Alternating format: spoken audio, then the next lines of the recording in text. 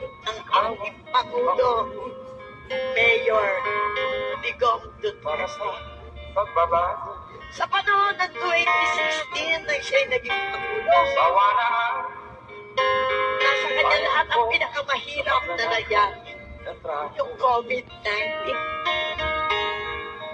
Walang boto ang bansa, pero pinilit niya na magampanan upang mailigtas ang mga buhay ng ating mga kababayan.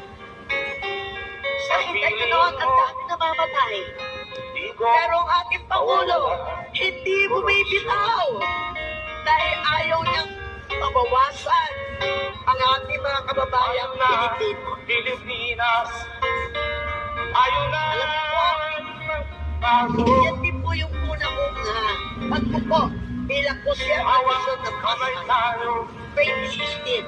Para sa pagkasento. At yan po hindi pinapasok sa Pasay ng aming mayor dahil alaman siya pinilawan hanggang sa nagpapalipat-lipat ng kulay hanggang nandito siya sa kabilang pag-ibig.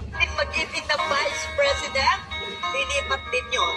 Kaya ngayon, marami na pong gustong lumipat. Nag-uumpisa na ang mga politiko ng koneksyon kung paano lilipat sa ating minamahal na Vice President, Inday Sara.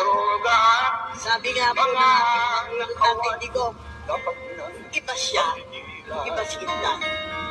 Anak niya, pero magkaiba sila. Sapagkat si Tatay Digong, isang abogado, naging piskal, naging alcalde, naging congressman, kaya alam niya kung ano ang paghihirap ng ating mga kababayan. Dahil nag-umpisa siya sa local government, hindi siya nag-umpisa sa national government, kaya alam niya ang damdamin ng puso ng bawat isang mamamayang Pilipino. Alam ang kahirapan nang siya'y naging Pangulo. Alam niyo po ba ang mga mayors? Takot mangurap.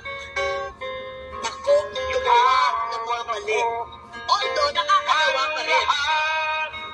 Pero marami nang igilan.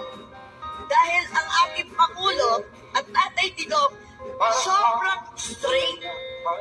Gusto niya tama ang at yakagin tayo na tumaas ang dignidad ng mga Pilipino. Sa akin pong pagpupo bilang si